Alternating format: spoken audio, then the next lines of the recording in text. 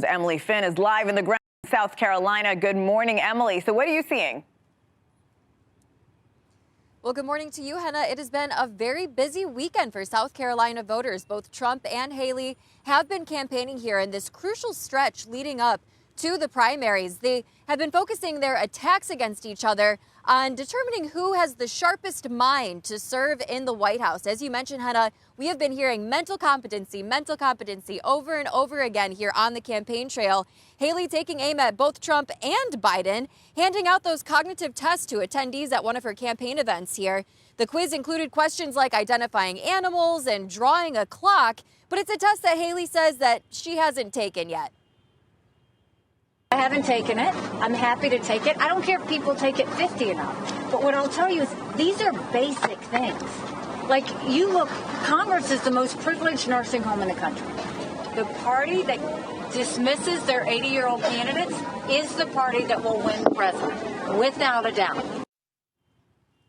Haley kicking off a bus tour this weekend, making at least 30 stops throughout her home state leading up to the primary. As she doubles down on her campaign, Haley is turning her attacks on her top rival's age, even trolling former President Trump with a mobile billboard outside of his rally near Myrtle Beach. However, she does continue to trail behind him by double digits in the polls. Thousands of Trump supporters came out to his campaign event yesterday where the former president hammered Nikki Haley and touted his recent winning streak in the primaries so far.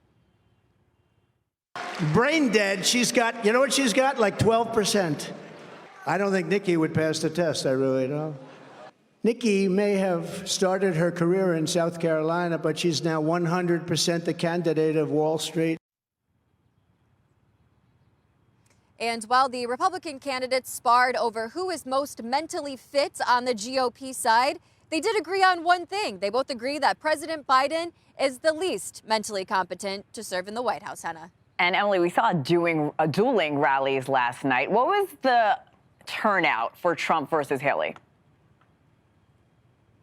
Yeah, so last night at Trump's rally, I mean, the turnout was just massive. You had a lot of overflow. He spent some time talking to the people in the overflow areas as well. We saw thousands there. A lot of super fans as well. Some women in the front row that had been to more than 129 rallies since Trump started his political career. I mean, wow, that's a lot.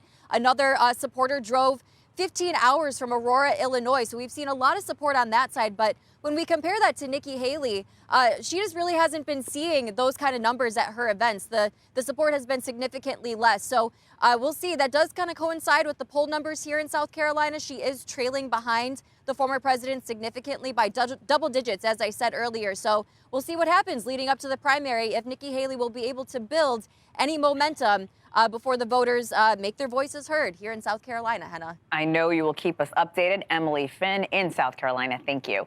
And former Governor